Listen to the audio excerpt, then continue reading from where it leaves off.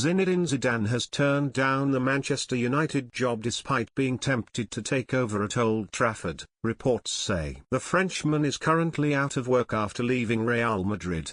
And a move to the Premier League, it seems, isn't on the cards. Zidane was successful during his 2 stints at Real Madrid, winning 3 Champions League titles on the spin as well as La Liga on 2 occasions. However, he left back in the summer after his relationship with Florentino Perez fell apart. Now, with Zidane available, the 49-year-old has been heavily linked with a move to Old Trafford at a time where Ole Gunnar Solskjaer is fighting on. The Norwegians' side have lost 6 of their last 12 matches across all competitions, including humblings to the likes of Liverpool, Manchester City, and Leicester. And with the Red Devils' campaign going from bad to worse, talk of Zidane taking over has gathered momentum. However, according to Mundo Deportivo, the former Juventus and Bordeaux midfielder has now declined the role. And that's despite initially being tempted to take over from Solskjaer. Zidane, it's stated, is now wanted by Qatari side Al Sadd to replace Xavi,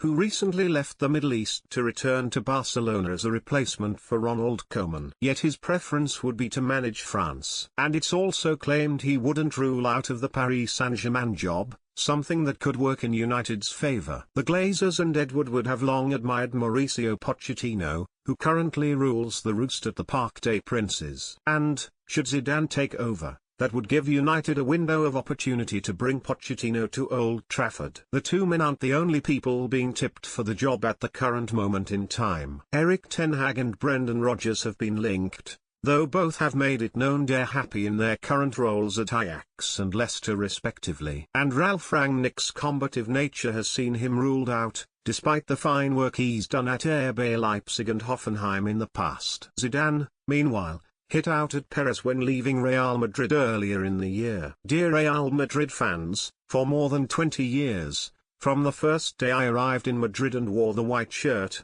you've shown me your love, he said upon exiting the Bernabeu. I wanted to write this letter, to say goodbye to you and explain my decision to leave the coaching job. I'm going, but I'm not jumping overboard, nor am I tired of coaching. In May 2018 I left because after 2.5 years, with so many victories and so many trophies, I felt the team needed a new approach to stay at the very highest level. Right now, things are different.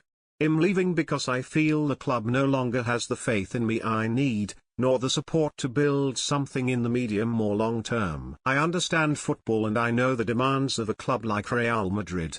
I know when you don't win, you have to leave. But with this a very important thing has been forgotten, everything I built day to day has been forgotten. What I brought to my relationships with the players, with the 150 people who work with and around the team. I'm a natural born winner and I was here to win trophies, but even more important than this are the people, their feelings, life itself, and I have the sensation these things have not been taken into account. That there has been a failure to understand that these things also keep the dynamics of a great club going.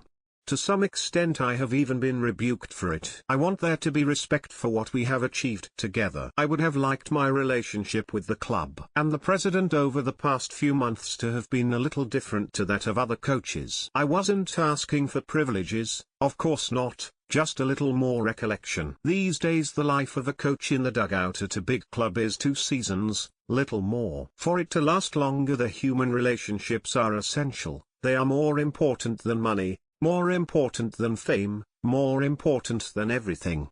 They need to be nurtured. That's why it hurt me so much when I read in the press, after a defeat, that I would be sacked if I didn't win the next game. It hurt me and the whole team because these deliberately leaked messages to the media negatively influenced the squad, they created doubts and misunderstandings. Luckily I had these amazing lads who were with me to the death. When things turned ugly they saved me with magnificent victories.